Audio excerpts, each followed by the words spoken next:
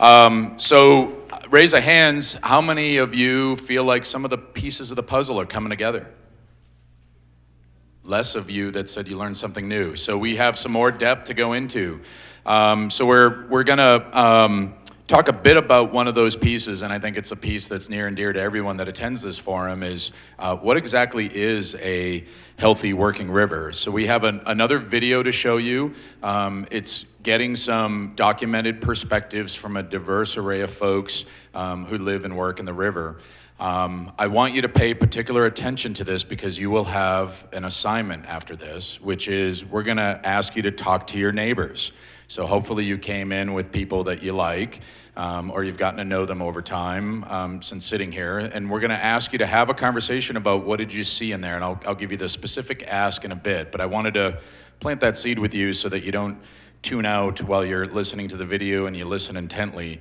So this video was produced by two of the folks that are on the committee, Corey Odell and Eric Brown.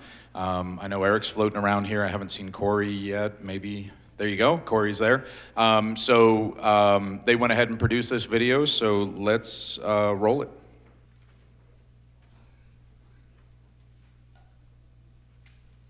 What is a healthy river? And then what is a working river?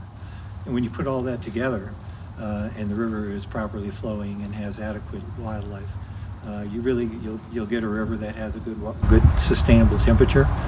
Erosion is prevented because of the healthy plant life that's on the banks of the river. And then finally the quality of the water that's flowing.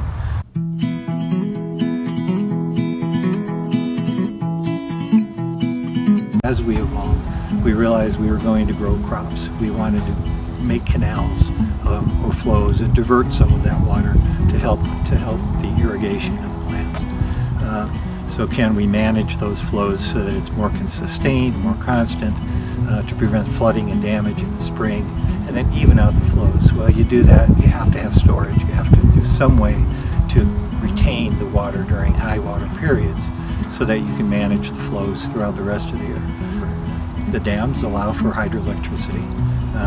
That's a working river. This is a river that's flowing, and its flow is creating a renewable energy. I think of a healthy river as one that can both adjust to changes in inputs. So if you have a flood or a drought, flood in particular, the river has room to adjust its form and the area that's inundated, the floodplain. And also, I think of a healthy river as being able to support a river ecosystem. So everything from microbial communities through fish, beaver, some of the organisms that prey on fish such as birds. So ideally a healthy working river would be one where you'd balance trying to maximize the ability to sustain a river ecosystem and ecosystem services against the consumptive demands that people have for water, particularly in our part of the world. We think of a healthy working river as something that encompasses the entire watershed. So all of the parts that make up the puzzle of the whole watershed, from its forested headwaters all the way to its confluence, are all things that are important to make sure that the ecosystem services work for the river, for the fishes, for the forest, but also for all the people who depend on that river. Certainly, for the river to be a healthy river, it needs to have the balanced ecology, and the environment needs to be in a balanced state where it's able to support not only the wildlife and the plant life, but also the human life that we have in ag and in our urban areas. A healthy river for any ag producer is one that helps meet the water needs that they have for the year. It brings them the water, it makes it available when they need it, and but I think also the important thing that people sometimes forget is that just like everybody else, we live with the rivers, we love them, we want to see them be prosperous, and so we also want to see that they have a healthy wildlife support system, bugs, other important things for the life on the river as well. So beating that balance is really important. Continued, sustainable, fluctuating flows. Not only with that, but also a good clean water that comes with it. With those sustaining flows and those healthy river conditions, that brings us to what could be a working river. And part of a working river is definitely having good flows, whether that be talking about as entertainment, recreation, enjoyment, or agriculture or economics, and some of the things again in brewing in our town, as well as also having water to provide for the people who live here. That's a very, very important part of it, and a good clean water for those that live here.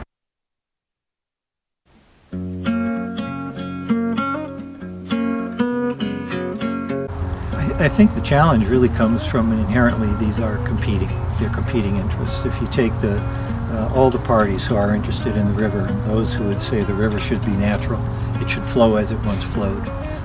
But then that did create flooding. It did create flooding, and it created off-season dry periods during drought cycles. What do? Have you stored water to use during a drought cycle? And yet at the same time, anybody who's whitewater rafting or whitewater kayaking is going to want that river to flow wild and scenic, like the POUDRE, as long during the year as possible.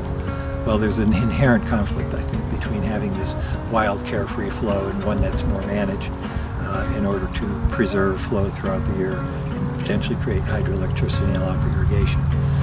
It's the fact that there's not enough water to go around based on our current levels of consumptive use. We have a growing population, we have a dry climate, all the projections are that it's going to get drier. The primary challenge is just limited water supplies to fulfill all the functions that water does for both river ecosystems and for human communities. Interesting enough, as we see challenges, one of our challenges is developing relationships with the river. There's a unknown about the river, and how do we help break down that unknown and build understandings about the river. One is just the sheer size and scale, complexity of this particular watershed. It is a large watershed that is ecologically diverse, but also socially diverse. And we're facing increasing population demands and pressures with more coming down the pipeline, a changing climate that is going to put more stress on the resources that are already struggling. In addition to a legacy of issues from management in the upper watershed where we've left too many trees in the forest that have increased our risks of catastrophic wildfires. I think probably the biggest challenge is timing of delivery, making sure that when the water is needed by irrigators, it's available, but also for sustainability as well as the needs of the other demands, for whether they're urban needs or urban demands, recreation. So timing, flows, availability, all of those are very important. And also then in times of a drought, how do we make up those differences and still meet our different needs as we go down the river as far as the different requirements and the calls. Some of the challenges in having a healthy working river is going to be, one is weather changes. So if we don't have what I mentioned earlier, a good water flow, we don't have good snowpack, good rainstorms in the spring, things like that to bring us good water, that could be a challenge. Without a doubt, the Front Range is also in a time of growth, populations and more people, and as there's more people, there's going to be more demand for water. And so how do we find there to be a good sustaining flow throughout the course of the year? And one is we can obviously hope for good moisture and good snowpack to create that flow, but also finding a good way to store water and to be able to use water through a year-round basis.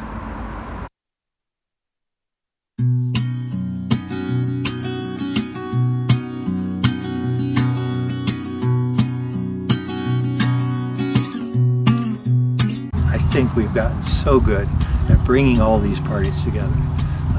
The Northern Integrated Supply Project is one where you see a lot of conflict. You see a lot of parties with differing interests taking a different view of what the project should be, and yet they are all at the table. And there is discussion about releasing water during certain periods to make sure that the river has enough flow to carry sediments. I think we're getting a lot better at seeing these somewhat competing interests, bringing everyone to the table and saying, okay, I'm preferring this, I'm interested in that, you're interested in that. Is there a way we can do this all together? We have a lot of room for much more efficient use of water than we currently have. Most people still don't think about us as living in a semi-arid environment. So we can use water more efficiently The other opportunity I see is changing the way people think about rivers. If a river was just like an irrigation canal, then it wouldn't matter if it was dry much of the time. But if you think of a river as an ecosystem, then having sufficient water in that river to support the biota becomes critical. So if we can change the way people perceive rivers, I think there'll be more flexibility and more willingness to compromise and consider things like water conservation. One of the great benefits of working in the Cache la Poudre is how much collaboration there is across this watershed. There's a real culture and ethic of collaboration. We've made great strides in creating more balance between the healthy and the working, but we still have a ways to go to make sure that we can keep that relationship sustainable between being both healthy and working for all of us. We think if we can develop a relationship where we value the river and respect the river, we'll make good decisions about the river. For whatever reason they go to the river, but to develop that relationship, and from that relationship we'll develop a valuing system, and we'll make wiser decisions about our river and how urbanization and rural and agricultural needs balance out to keep the integrity of that river. Here at the POUDRE Learning Center, we're able to put kids as a priority and get them out at an early age, and last year we had over 30,000 students come out here and start to build or continue to build that relationship. I would say the ability to develop these relationships and working agreements, whether they're leasing of water, actually buying water, if that's an opportunity. I say that with a gut feeling, because I always feel that the worst thing ag producers can do is sell their water.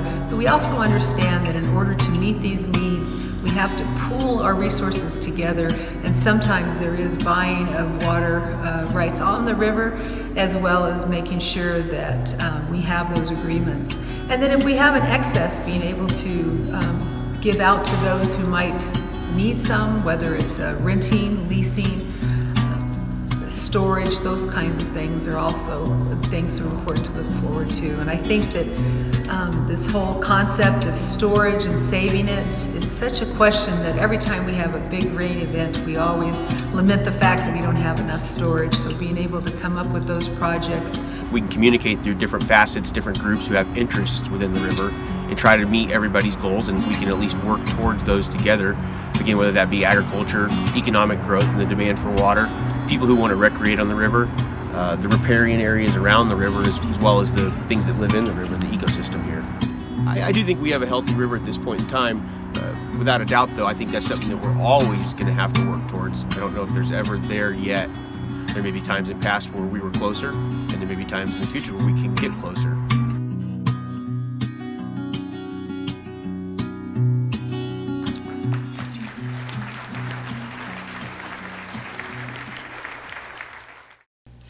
Hi, everyone. So one of the things that we talked about, and it's a common theme in our table, I don't know about you guys, but is how the human race has manipulated water for centuries. And as a result of that, it has significantly diverted the waters in unnatural ways. And so our responsibility is to become stewards of this water. And some of the things that we did talk about is that we are we need to be responsible for how we divert back and return flows to the river so that the river is sustainable. And the question too is what is sustainability? That's a good question, because in many instances, some people may say that sustainability could mean sustain my house, sustain my garden, sustain my plant, and some others may say sustain the ecology of the river. So those are competing interests, and I think that's a challenge and a balance that we need to make. Excellent, thank you.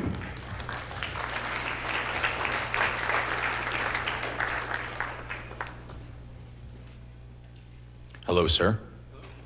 State your name and what you learned at your table. My name is Nick Hawes from Fort Collins. Our table talked a lot about compromise. So at the heart of the dilemma is balancing all those competing interests. And as we come together in a collaborative spirit and maybe leaving perhaps your staunch ideological position and try to reach some common ground, win-win compromise. And easier said than done, but a lot of conversation around that, the compromise and the win being in that realm. Great, thank you.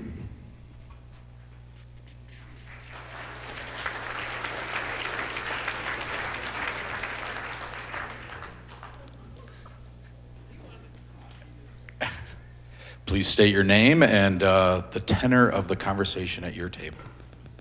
I'm Zach Thote. I'm from Livermore, Colorado. The tenor of our conversation was we didn't all agree, but since I sat in that meeting, that's what I believe, because I sat in a very complex meeting to make that statement there. And Ken Kmeyer didn't agree with me all the time, but that's okay.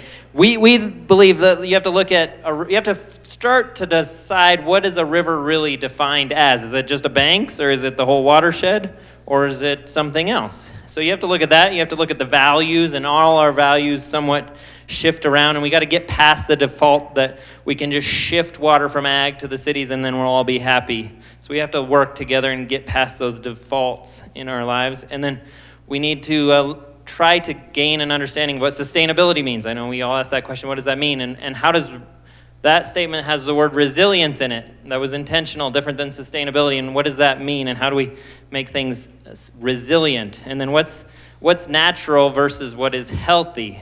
We had a conversation about that. And then we have a forester at our table. So then we talked about fires and silt and sediment. And is that healthy or not? Thank you. All right. Name and something perhaps maybe you learned that you didn't think you would have learned today. My name's Chris Fields. And, well, something we learned today or just at this discussion? This discussion. Okay. We were similar to the previous table, kind of talking about what the different words in that sentence mean. So it started focusing on what healthy is and working is, but also ended up focusing on what the river is. It's more of a system. Also, that a healthy environment is not just talking about the river itself, but also the discussions around it, that it's a healthy community that talks about the river and tries to come up with a reasonable solution for how to manage the river, because really most of these rivers in Colorado are managed systems anymore, and they're very rarely just in their natural state. Thank you. Give them applause. Who's the spokesperson for this table? John, you're shaking your head no, so I think it's you. Unaccustomed as I am to public speaking. Let's see, our table had a good discussion about regional collaboration. I think the perspective that was shared here is that we're all in this together, and solving these wicked problems is not going to be possible without building community. And I think that's along the lines of what the last gentleman said, that this is as much about social capital as it is about the natural resource values of the river. And we all agreed that it's going to be really, really hard. There's nothing easy about this, so that wasn't too revelatory. But I do think there's a sense around our table, at least, that to be successful going forward, it really is going to require us to step out of our role representing individual organizations and into a more community-wide perspective. Thank you. Your name and things that were talked about. Okay, my name is Ben Snow. Work in economic health and housing for the city of Greeley. And we have a self-proclaimed environmentalist at our table. So we immediately isolated him and cast him out of the building. We actually had a really interesting discussion about water law. And if you go back to this question here, I don't know that we necessarily focused on these words, but I'll try to recap what we talked about here, guys. We do have a complex society, and water's a resource that has a lot of law attached to it. There's property rights and water rights attached to it. So how do we use this precious resource we have and be creative in how we're solving the challenges around water. Is that getting it so far? And that sometimes it doesn't even cost that much more to have a creative thought about it, whether it's an environmental issue or a sustainability type of issue, and the two are not mutually exclusive, that you can actually conduct industry and have growth happen without necessarily destroying everything in its path. Well done, thank you.